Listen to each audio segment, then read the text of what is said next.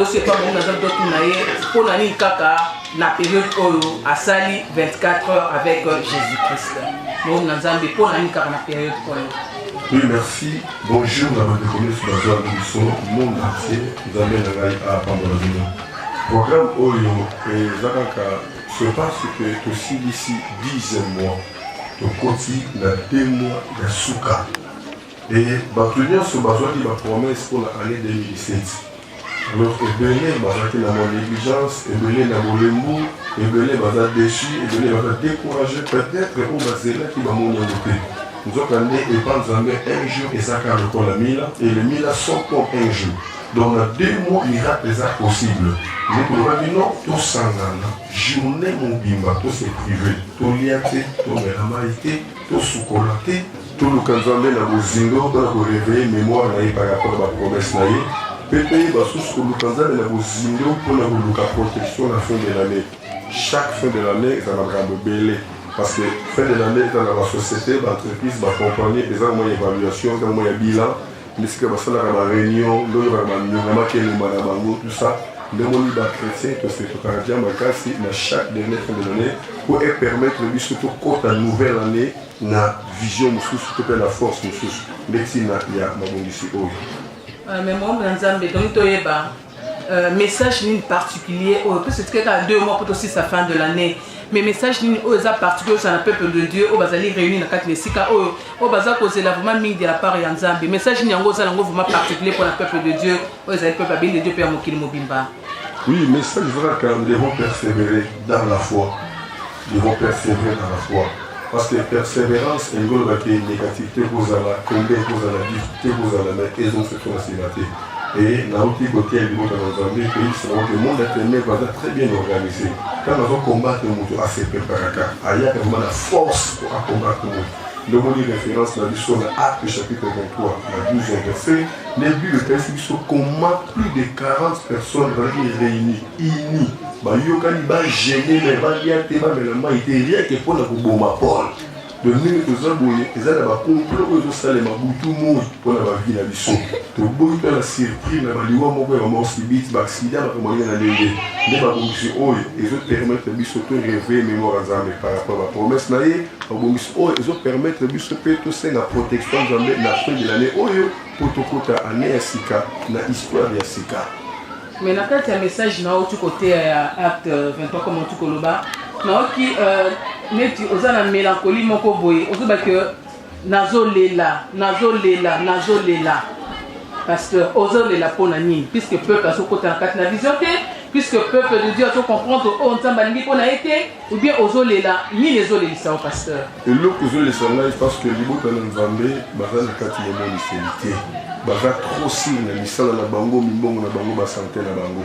Le Sotangi na Somme chapitre 59, on a David Azolela, Abinzambe, défendre la contre Banini Nangai, contre Bateau de Sopa Makila. Et David a plus loin à l'obi, n'a sali et l'autre côté, mais Bassangani pour Bassala Lamabe.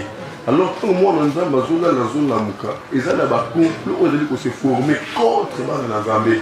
Raison pour laquelle la zone là, n'a pas où ils vont comprendre les visions. Moment où tout ça, ils ont un moment à côté les mains.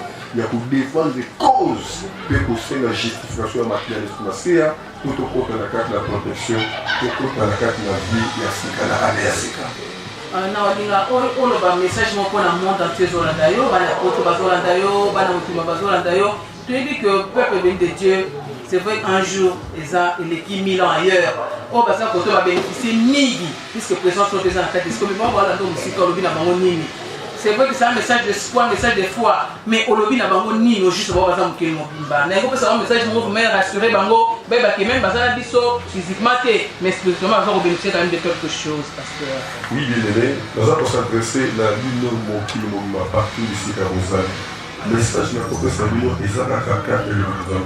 On lui déclare, il y a encore de l'espérance pour tous ceux qui vivent. Donc, dès le mois où il y a toujours possibilité de récupérer nos autobus. Parce que votre belle va comme à décourager. Avec sûr qu'en 2017, il y a un voyage. Mais à ta vie, tu peux faire la fin de l'année parce que tu peux aller au côté. Mais nous avons quand même la souka.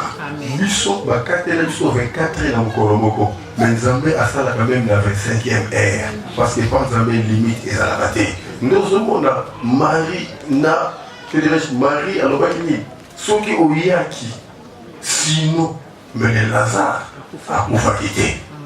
J'ai ça dit, mais il y a eu Lazare a aussi fait, Marie a aussi fait, a aussi fait mon colonna.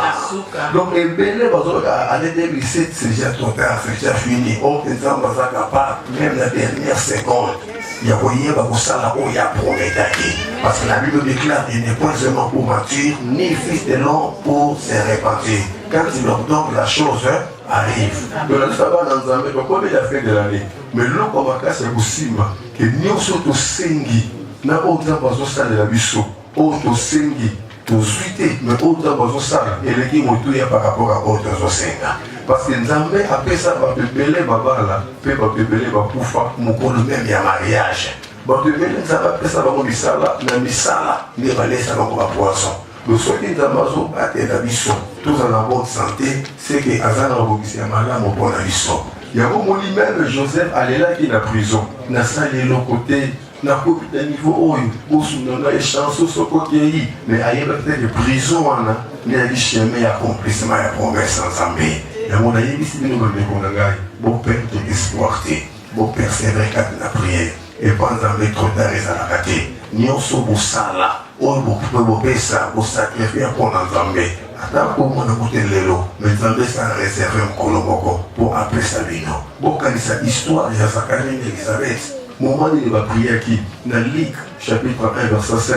Vous allez être fidèle, juste, pour reprocher de l'autre côté. Mais vous Seigneur la bango va soit quitter. Et selon bango, âge et l'équipe va pouvoir société. Mais dans verset 13. Nzambatini ange pour la koyebisa bango que le sambo na yokaki na zosala. Na yokoyebiso maman papa. Peut-être qu'ils sont découragés. Donc, on a la fidélité au poste. Au bimana poste na yote. Vandawana. Zela ma promesse en temps. Ada et Oumeli. Et Koko Kisama. Certainement. Parce que eux, à la kakio, à yébini ne va pas s'arrêter. À lier dans la chemin, peu vérité. Eux, à la kakio, yéné accusé diable. Jaoué Terrakat, avec le diable, elle est perdu. Mensonge. Donc, si il y a un appel en mensonge, c'est qu'il y a un appel vérité. Oignon soit lobby, pour finir par accomplir un mot. Amen, pasteur. C'est vrai que oignon sont dans le lobby, pour finir par accomplir un mot. Mais n'a tout le nom, pasteur. Tout le monde a une image de l'église bénie de Dieu. Tout le monde a un maman de l'église. Toujours avec ceux qui n'ont bien coiffé, boucle d'oreilles. Mais l'autre, tout le monde soit dans la foulée en tout. C'est la même question que la première édition et la sacrifice. Le niveau d'Alexandre était toyé, Mambo Copa, toyé, Pépé, toyé dans pour équiter ça. Donc, le Malabio, quand on dit que ça dit absolument rien. Parce que nous avons pas l'attitude à mon thème. Mais nous avons attitude à mon thème pour manifester physiquement pour le modèle de sa signe d'humilité. Pour lui qui dit dans un armée, pour la couille pour nous éloigner. Donc on est signe attitude au Yomo. Comme on va dans nos soeurs, on va dans de près, et on va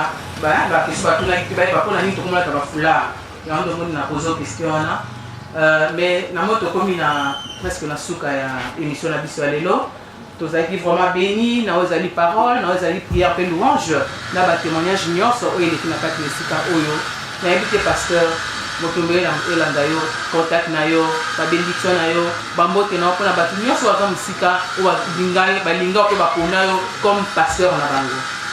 Oui, na pamboli bandeko nyonso oyo bazonganda biso ou peut-être pour la première fois que la femme de la message pour la biso. Pourtant la bande de la biso et la femme de la bango. Malgré tout le papier de la biso vital de Tixiko et de la spécialité, le pamboli de la biso Jean-Marie m'appelle la Bruxelles, le pamboli de la biso Alain Abima Mobile de Maladie na Londres, le pamboli de Belé na Suisse, pour moi Patricia T, maman c'est la biso Messi. Lelo oyo témoignage na ye yokani mokili mobimba ndeko basé belé on les autres étaient ngokoli maman Clarisse maman Wivine maman va tellement ébélé. Papa se dit ébélé la France, pour vous connaître papa Marcos la France, grand frère propre Brigitte Brida, et puis tiens la biso Gilles Bois, devant la biso Charlie, mon bandi sur la biso Honorine, mais le bonheur se rejoint la biso Zambé Nangaï à Pambo la biso. La fois passée, le Congola va réclamer qui dit non, Angola, vous ne pouvez pas sauter, tu as la biso la biso, ne te pas mourir de la biso jolie, mais il est Angola, va tellement mêler dans le ça la Brésil, moi, on a Angola, la Brésil, Zambé à Pambola, vous êtes tellement ébélé, Zambé vraiment à Pambola, et Nagoya Kosuki sa, na Moussakoli, Esther Mungu, Zambé à Pambola, parce que à ça, on y a pas de qui peut nous savoir, on y a qui est aussi. Vous lui dites que vous avez facilement contact et Kakanakate, et ça va décharger des téléphones. Et vous avez 00243 89 75 15 851. 00243 89 75 15 851. Na Facebook, na Libiso, na Ernest Mungu, na WhatsApp, aux émissions de numéro Oyo, puis na télévision à Bisso, béni de TV 100% Jésus-Christ na YouTube, ne au moment là-bas intervention là-dessus.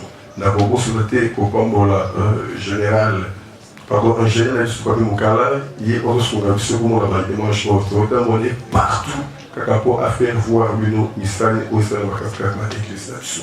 Qui vient na Christ et na partage na bon nos bases au Bolandi Bisso, les Pamboli na et na Dabino. Nyonso bozali kosa ndenge bakomata le lobby d'intérêt au chef de patriotique 28 bongo nzambe wana ayeba kokotisa promesse na ye na bongo na bino. Bye bye.